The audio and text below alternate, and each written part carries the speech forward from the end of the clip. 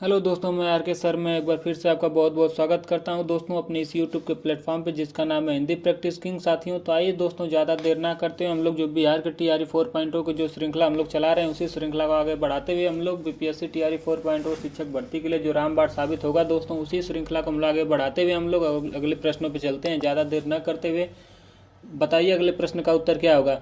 मौर्यकालीन स्थापत्य कला के साक्ष्य प्राप्त हुए, बताइए कहाँ कहाँ से प्राप्त हुए। पाटलिपुत्र से प्राप्त हुए, या ऑप्शन बी बराबर से प्राप्त हुए, या ऑप्शन सी राजगृह से प्राप्त हुए, या ऑप्शन डी उपर्युक्त में से एक से अधिक या फिर सभी से। बताइए किससे प्राप्त हुए। मौर्य काल के बारे में पूछा है साथियों। बताइए इसका सही जवाब क्या हो जाएगा।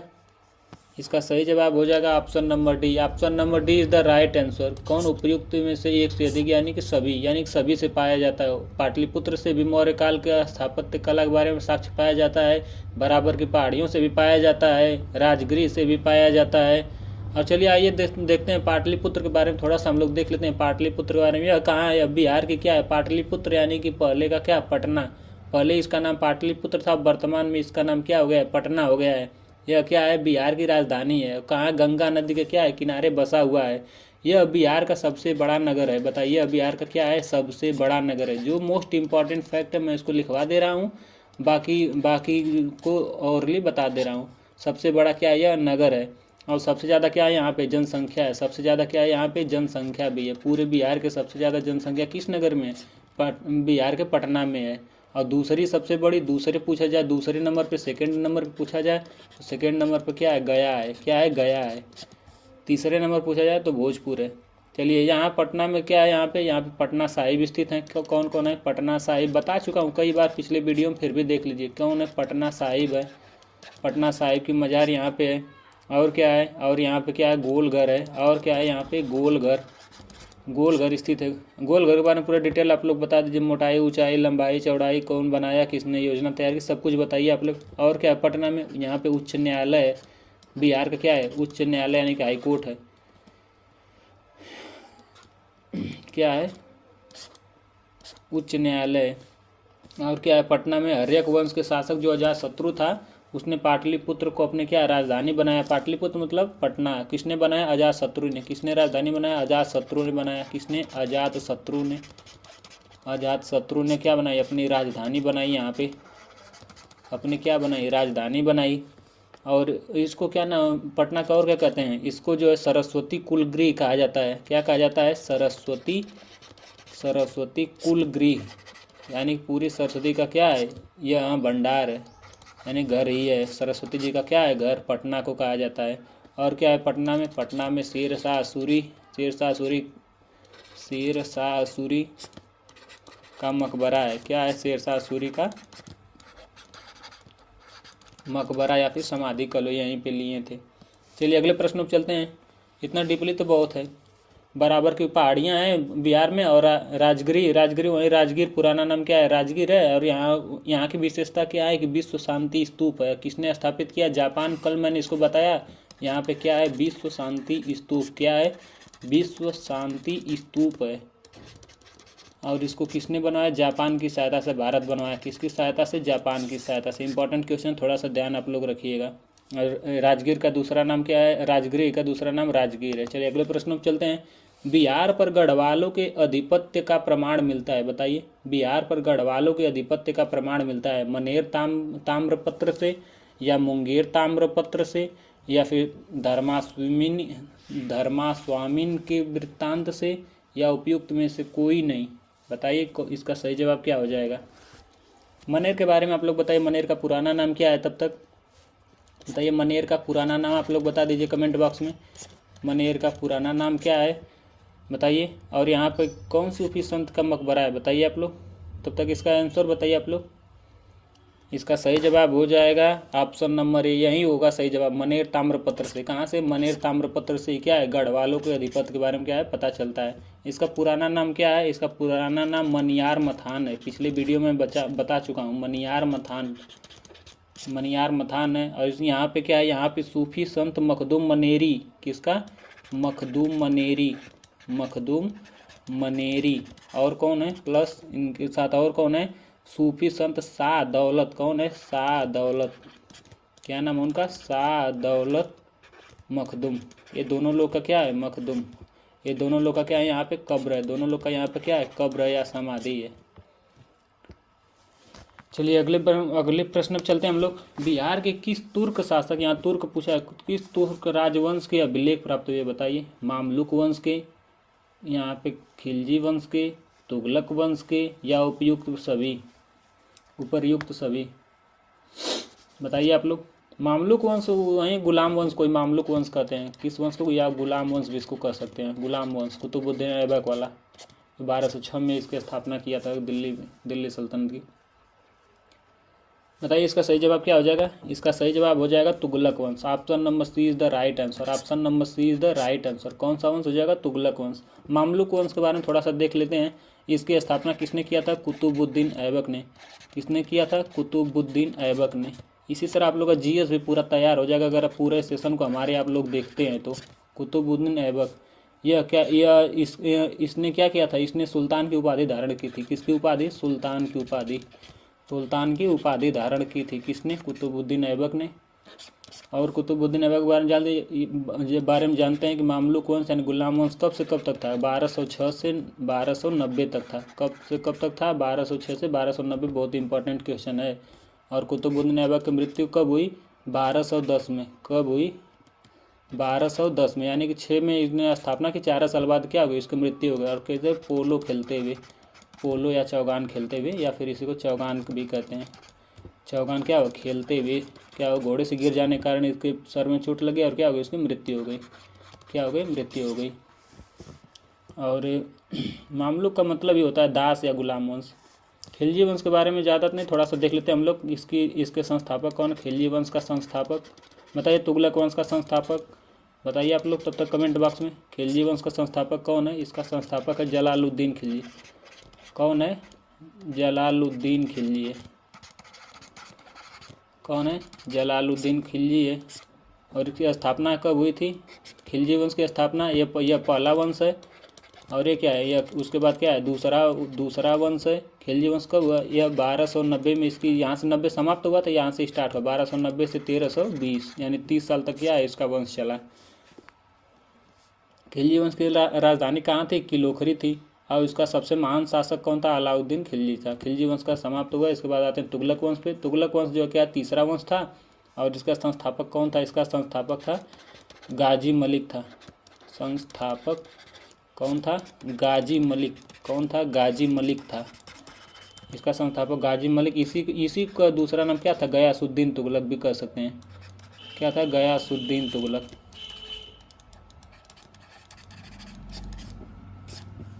गाजी मलिक को क्या? गयासुद्दीन तुगलक भी कहते। कब हुआ था? यह कहाँ हुआ? 1220 में समाप्त हुआ था, 1320 में। तो यहाँ 1320 से क्या हुआ? स्टार्ट हो गया 1320 से 1414 तक। और यहाँ का जो प्रसिद्ध शासक तुगलक वंश का कौन सा है? गयासुद्दीन तुगलक था। कौन सा था? गयासुद्दीन तुगलक था। और कौन सा था? और मोहम्मद बिन तुगलक था। कौन था? मोहम्मद बिन तुगलक। मोहम्मद बिन तुगलक।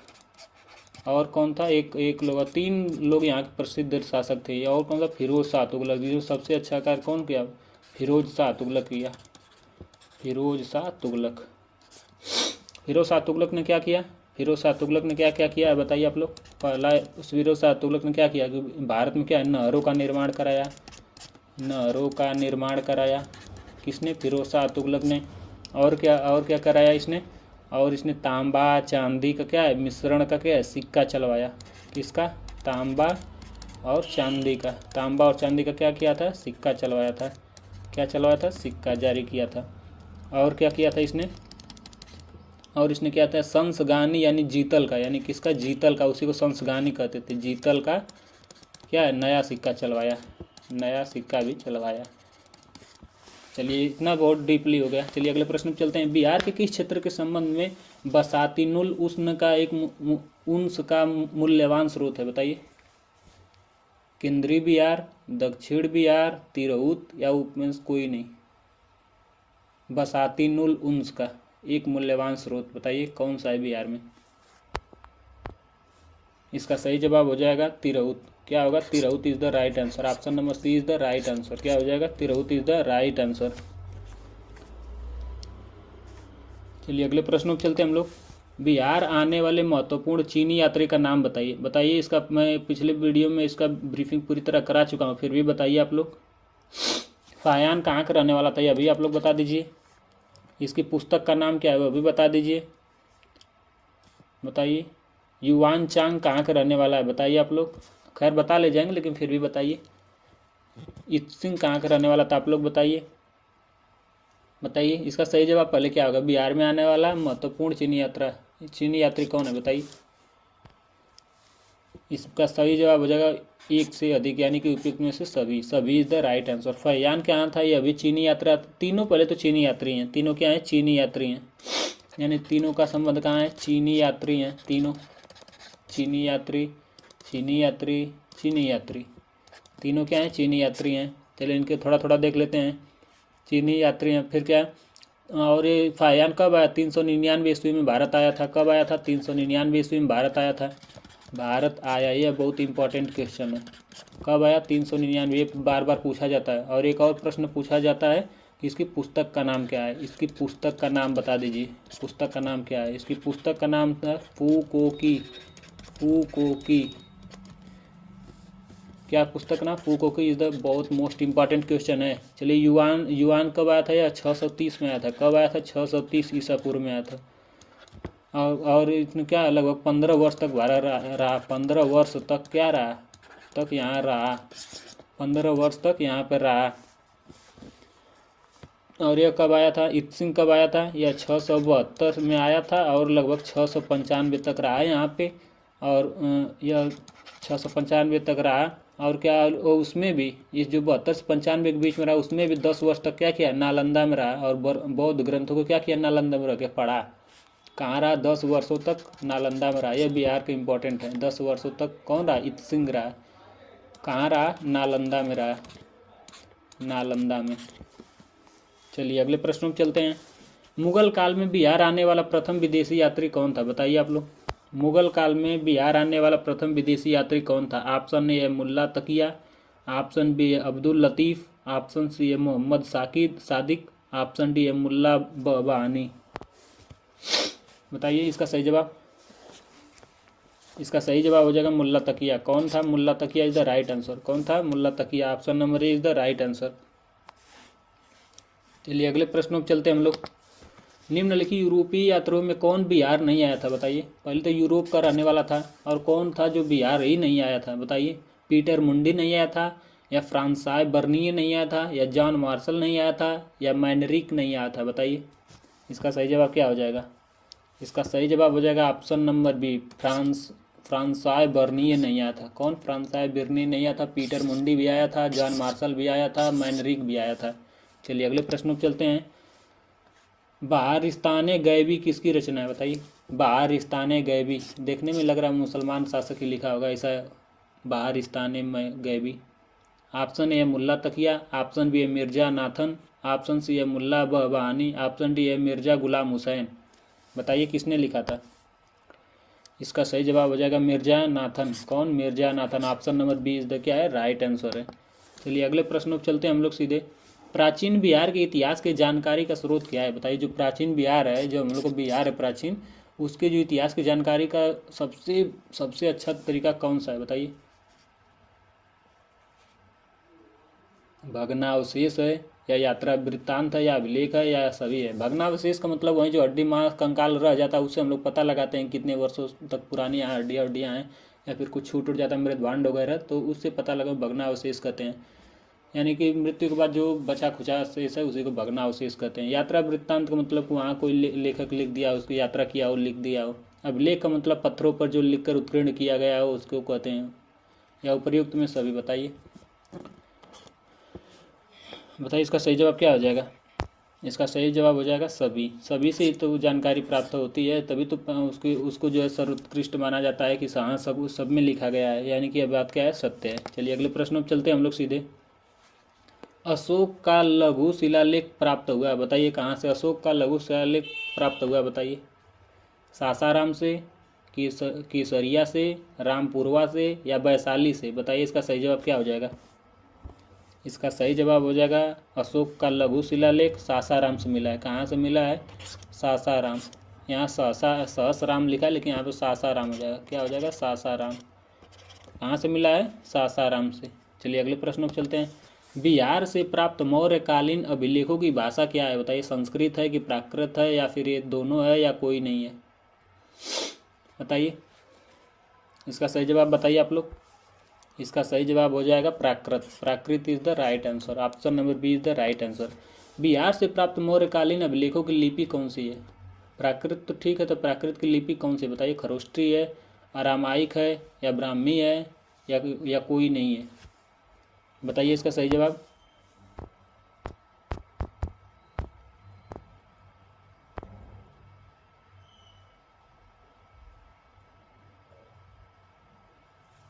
इसका सही जवाब हो जाएगा ऑप्शन नंबर बी। मीरतुल अहवाल किसकी रचना है? बताइए, मीरतुल अहवाल किसकी रचना है? मुल्ला तकिया की, मिर्जा नाथन की, मुल्ला बहानी की या उपयोग में से कोई नहीं? बताइए, मीरतुल अहवाल किसकी रचना है? बताइए।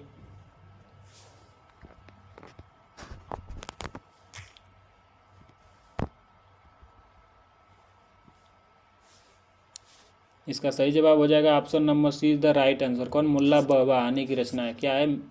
किसका? मुल्ला बहानी की। चलिए अगले प्रश्न में चलते हैं। मध्यकालीन मिथिला के इतिहास के स्रोत में महत्वपूर्ण है क्या है? बताइए, कीर्तिलता है, कीर्ति पताका है, वर्ण रत्नाकर या सभी है? बताइए। पहले तो आप लोग चलिए बताइए इसका आंसर, तब तक आप लोग बताइए कीर्तिलता किसकी रचना है? कीर्तिलता किसकी रचना है? कीर्ति पताका किसकी रचना है? वर्ण रत्नाकर किसकी रचना है? बताइए।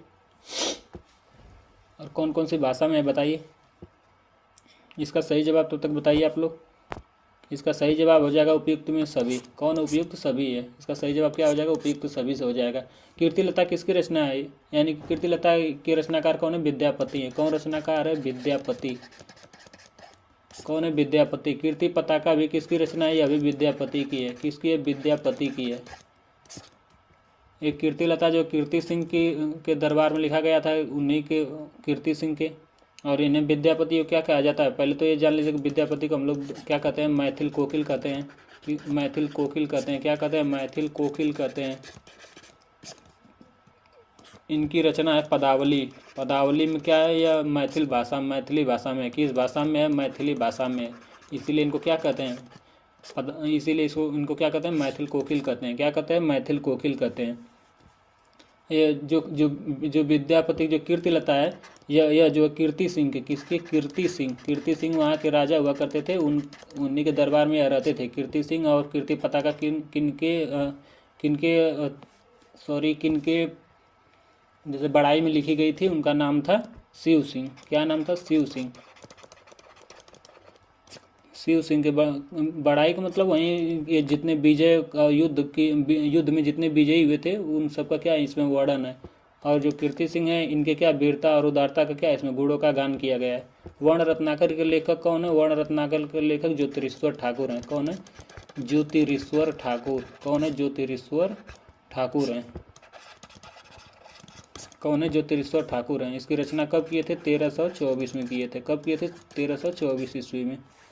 यह किस भाषा में थी? यह जो है वर्ण रत्नाकर, यह भी थी जो है मैथिली भाषा में। किस भाषा में? मैथिली भाषा में। इसीलिए तो ऑप्शन में दिया गया है किस भाषा में थी? मैथिली भाषा में थी।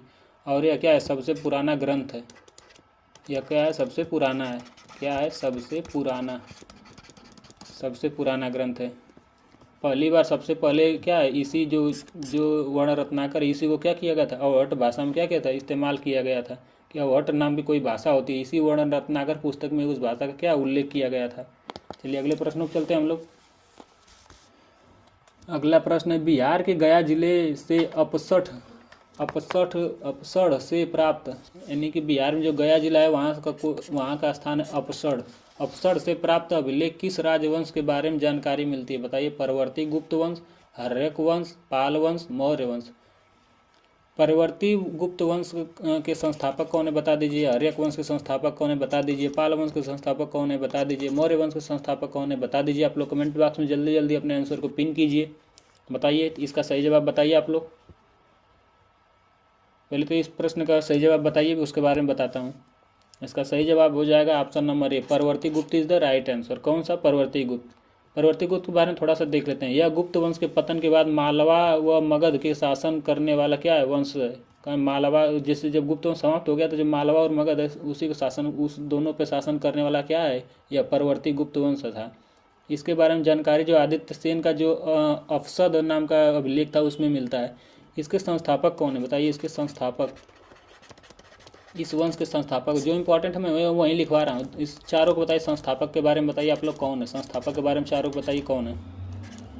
इसका संस्थापक कौन है, इसका संस्थापक कृष्णगुप्त है। कौन है, कृष्णगुप्त, नाम क्या है, कृष्णगुप्त। वैसे तो गुप्त वंश की स्थापना श्रीगुप्त ने किया था, अगर ओनली गुप्त वंश पूछा जाए तब तो आप लोग का सही जवाब श्रीगुप्त हो जाएगा।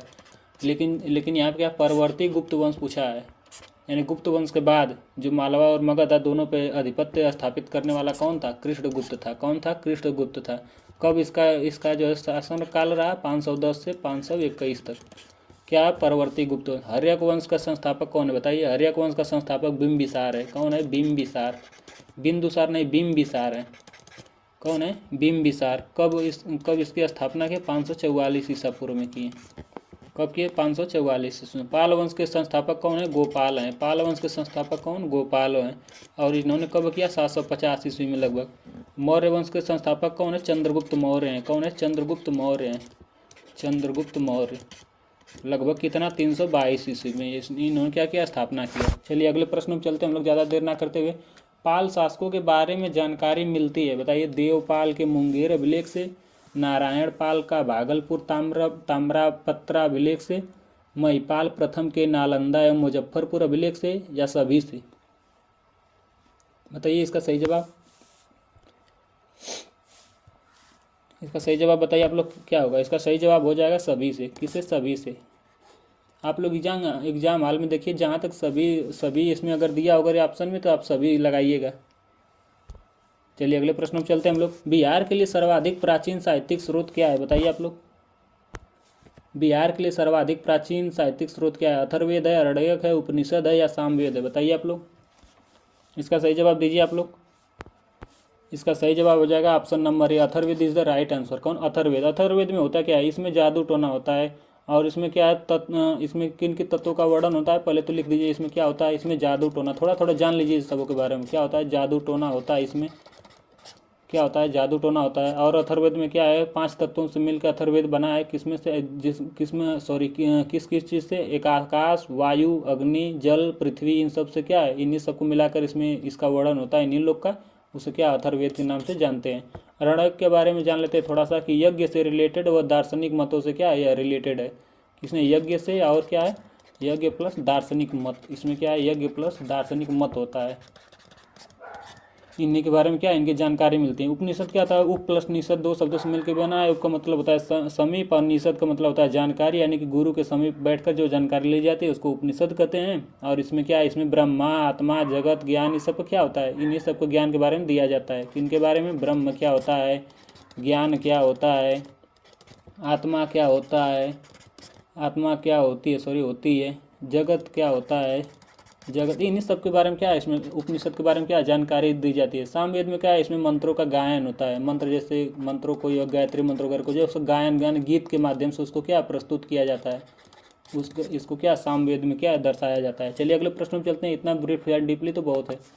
बिहार में स्थित महाजनपदों के बारे में जानकारी मिलती है बताइए। बिहार में स्थित जो महाजनपद थे उनके बारे में किसमें जानकारी मिलती है, विनय पिटक से, अंगुत्तर निकाय से, कल्पसूत्र से, या दीर्घ निकाय से। बताइए इसका सही जवाब क्या हो जाएगा। इसका सही जवाब हो जाएगा option number B is the right answer. Option number B यानी कि अंगुत्तर निकाय इज द राइट आंसर। कौन, अंगुत्तर निकाय से। चलिए अगले प्रश्न पर चलते हैं। नालंदा के सराय टीला में उत्खनन से प्राप्त क्या हुआ है बताइए। मौर्य युग का बौद्ध विहार, गुप्त काल का मंदिर, पाल काल का बौद्ध विहार, शुंग वंश का बौद्ध विहार। बताइए, नालंदा के पास में सराय टीला है। क्या है, सराय टीला, वहाँ से उत्खनन का मतलब जो खुदाई हुई वहाँ से क्या प्राप्त हुआ। बताइए ऑप्शन देखकर आप लोग। इसका सही जवाब हो जाएगा पाल काल का बौद्ध विहार। क्या हो जाएगा, पाल काल का बौद्ध विहार। चलिए बताइए, मौर्य युग के बारे में। मौर्य वंश का संस्थापक कौन है, गुप्त वंश का संस्थापक कौन है, पाल वंश का संस्थापक कौन है, शुंग वंश का संस्थापक कौन है। बताइए आप लोग, संस्थापक कौन है बताइए आप लोग। इन सब का क्या है, संस्थापक आप लोग बता दीजिए। अभी जस्ट इसी को पिछले क्वेश्चन में बताया हूँ सबका। मौर्य के कौन है, चंद्रगुप्त मौर्य हैं। गुप्त वंश के कौन है, श्रीगुप्त हैं। पाल वंश के कौन है? गोपाल हैं। और शुंग वंश के कौन है? पुष्यमित्र हैं। शुंग वंश के कौन है? पुष्यमित्र। शुंग वंश के Pushyamitra is the right answer. चलिए अगले प्रश्न में चलते हैं हम लोग। बौद्ध साहित्य विनय पिटक एवं दीर्घ निकाय की जानकारी किसमें मिलती है? बताइए। विनय पिटक के बारे में दिया है। विनय पिटक और किससे, विनय पिटक किससे रिलेटेड है? पहले तो एक प्रश्न यही आप लोग का कन्फर्म हो गया कि बौद्ध धर्म से रिलेटेड है।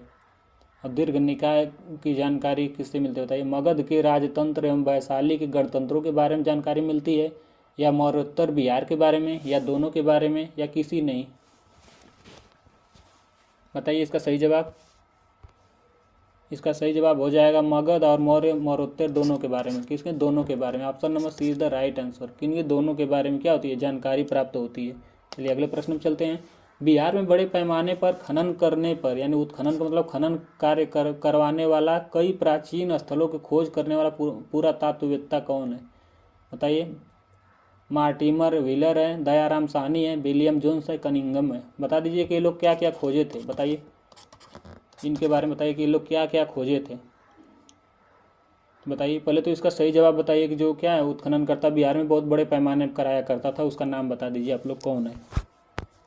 इसका सही जवाब हो जाएगा option number D, Cunningham is the right answer.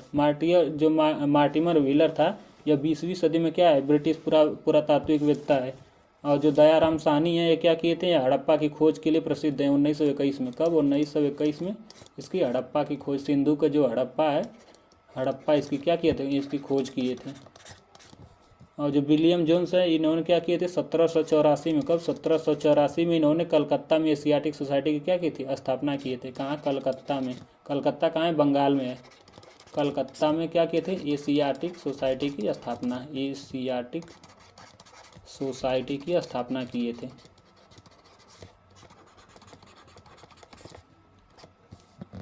Cunningham के बारे में, कनिंघम के बारे में अभी वही क्या पुरातात्विकवेत्ता है, ये अभी हड़प्पा खुदाई से क्या है रिलेटेड है। चलिए अगले प्रश्न पर चलते हैं हम लोग सीधे। नालंदा में स्थित बड़ा गांव नालंदा महाविहार का पता किसने लगाया? बताइए। नालंदा महाविहार का पता किसने लगाया? और नालंदा महाविहार है कहाँ? बड़ा गांव में है, इसे याद रखिएगा आप लोग। बताइए इसका सही जवाब क्या हो जाएगा? इसका सही जवाब हो जाएगा option number B, Cunningham is the right answer. किसने लिया था? कनिंघम। यानी कि इसी के बारे में जस्ट पीछे दिया था, इसलिए मैंने उसका ब्रीफिंग नहीं कराया कि अगले प्रश्न में क्या करूंगा, बता दूंगा। नालंदा महाविहार किसने किए थे? कनिंघम ने किए थे। और ये भी क्या है पुरातात्विकवेत्ता हैं। ब्रूसफुट कौन थे? आर ब्रूसफुट, यानी कि रॉबर्ट ब्रूसफुट कौन थे? इन्होंने पत्थर की कुल्हाड़ी की खोज की थी। जो पत्थरों की कुल्हाड़ी बनाए थे हमारे पूर्वज, उन्हीं के क्या किए थे? खुदाई किए थे। यानी कि अर्थात जो पूरा पाषाण काल के जो औजार उन्हें क्या किए थे? खोजे थे। कौन? पूरा, ऐसे लिख देते हैं थोड़ा सा, पूरा पाषाण काल के औजारों का पता लगाया। काल के औजारों का, पत्थरों के औजारों का पता लगाएं। चलिए अगले प्रश्न पर चलते हैं हम लोग। पुरातात्विकवेत्ता कनिंघम के बिहार में क्या खोजा था? बताइए। केसरिया स्तूप चंपारण में, लौरिया अरेराज का अशोक स्तंभ खोजा था, या बसाड़ के अवशेषों के आधार पर वैशाली के प्राचीन स्थल के बारे में खोजे थे, या सभी को खोजे थे? बताइए। कनिंघम, अभी मैं बताया हूँ कि क्या जो महाविहार खोजे थे नालंदा में, यही पूछें कि और क्या खोजे थे। पुरातात्विकवेत्ता है तो खोजबीन तो इनका जारी रहता है, तो बताइए और क्या खोजे थे। इसका सही जवाब दीजिए आप लोग। इसका सही जवाब हो जाएगा सभी चीज़, यानी खोजते हैं तो ज़्यादातर ही खोजते हैं, कम तो खोजेंगे नहीं। चलिए अगले प्रश्न पर चलते हैं। विदेह के राजा जनक ने निष्क एवं सुवर्ण या सतनाम उपहार में दिए, यह कहाँ वर्णित है? जो विदेह के राजा कौन थे? पहले तो ये याद करिए कि विदेह के राजा कौन थे? जनक थे। विदेह के राजा कौन थे? जनक थे। निष्क या सुवर्ण या फिर सतनाम, यानी कि एक ही कह सकते हैं क्या कि दोपहर में देते, यानी कि रुपयों को क्या पहले निष्क कहा जाता था, सुवर्ण कहा जाता था, सतनाम कहा जाता था। सुवर्ण को सोना हुआ, यानी कि निष्क किस चीज़, निष्क रुपया किस चीज़ का था? सोने का था। उसको उपहार में दिए, यह जो कहाँ वर्णित है? शतपथ ब्राह्मण में वर्णित है, छंदोग्य उपनिषद में वर्णित है, बृहदारण्यक उपनिषद में वर्णित है, या कहीं नहीं वर्णित है? बताइए इसका सही जवाब। इसका सही जवाब option number C is the right answer. कहाँ? बृहदारण्यक उपनिषद में। कहाँ? बृहदारण्यक उपनिषद में क्या इसका उल्लेख मिलता है। चलिए अगले प्रश्न में चलते हैं। बिहार से प्राप्त मौर्य अभिलेख की लिपि क्या है? बताइए। अरमाइक लिपि है, खरुष्टी लिपि है, ग्रीक लिपि है, या कोई नहीं? बताइए इसका सही जवाब।